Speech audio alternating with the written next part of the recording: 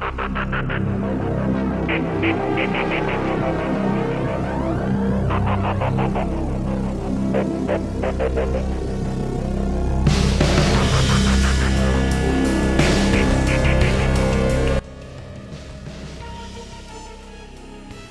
everyone, welcome back to this channel, where we discuss the latest developments in Philippine defense, military, and modernization.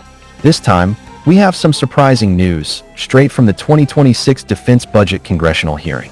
Defense Secretary Gilberto Gibo Teodoro made a historic announcement that could change the face of the Philippine Navy.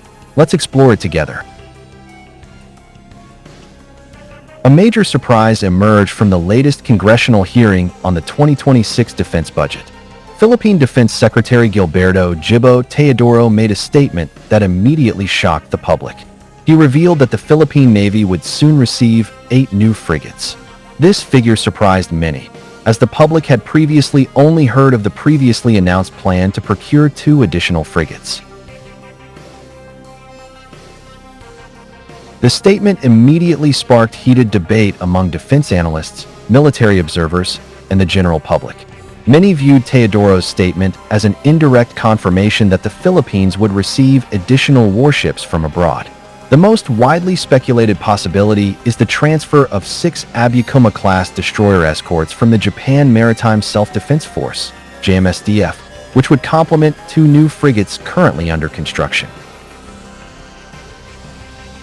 If confirmed, this move would be one of the largest fleet upgrades in the history of the Philippine Navy. For decades, the Philippines has operated a relatively small fleet, with only a handful of modern surface vessels. Currently, the most advanced vessels are the Jose Rizal-class frigate and the Miguel Malvar-class frigate, which recently joined the fleet. However, the need for greater naval power is becoming increasingly urgent. In the West Philippine Sea, tensions continue to escalate due to unilateral claims and aggressive Chinese vessels. In such a situation, the number of ships available is a determining factor. This is why the announcement of 8 new frigates is seen as a strategic turning point for the Philippines' maritime defense capabilities. So what are the Abukuma-class ships? These are Japanese-built destroyer escorts from the 1980s to early 1990s. With a displacement of around 2,000 tons, they are specifically designed for anti-submarine warfare. Their armament includes OTO Malaras 76mm naval guns, torpedo tubes, depth charges, and Harpoon anti-ship missiles, which will likely be removed before transfer. In addition to their armament, these ships are equipped with radar and sonar systems that were quite comprehensive for their time. However, in keeping with Japanese defense equipment transfer tradition, sensitive systems are typically removed before delivery. This means that the ships the Philippines receives will likely come empty of missiles and some critical sensors, requiring re-equipment with these systems. New. Gilberto Teodoro himself has confirmed that the ships will not be upgraded, but only re-equipped. This statement reinforces the assumption that the Philippines will be responsible for installing new weapons and sensors, either from domestic sources or from other allies. This will allow these ships to be tailored to the Philippine Navy's strategic needs. When will these ships arrive?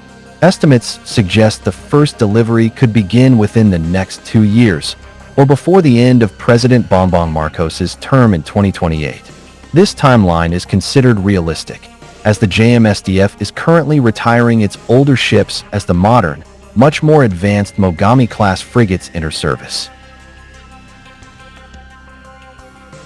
However, this ship transfer is only half the story.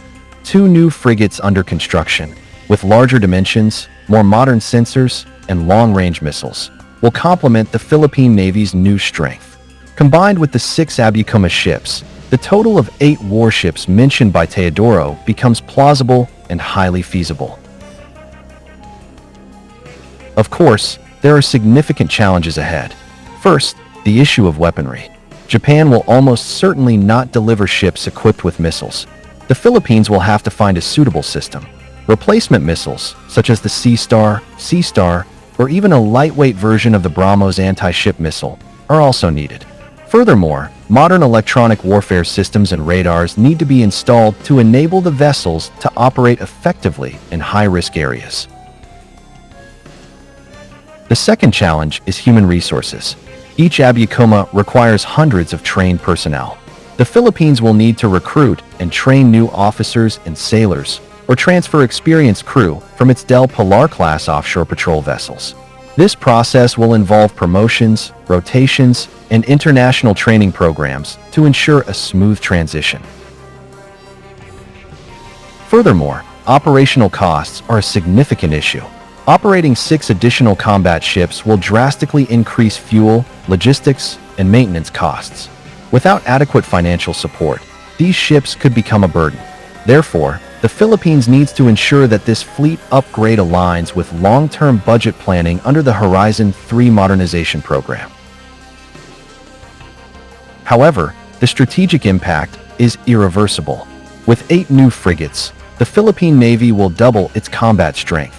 The presence of these ships will enhance patrol capabilities in the West Philippine Sea, strengthen its deterrent effect against external threats, and strengthen defense cooperation with Japan and other regional allies. In conclusion, while numerous challenges remain in terms of weaponry, training, and costs, Gilberto Gibo Teodoro's announcement provides a glimpse into the future of a stronger and more modern Philippine Navy. If this plan is realized, the Philippines will have a surface combatant fleet capable of providing a credible deterrent in the region and a symbol of sovereignty worthy of respect. So, what are your thoughts on the potential transfer of 6 Abukuma-class warships from Japan, plus 2 new frigates, to the Philippine Navy?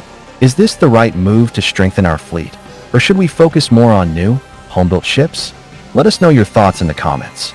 Don't forget to like, share, and subscribe to stay updated on the latest Philippine defense updates. Thanks for watching. See you in the next video.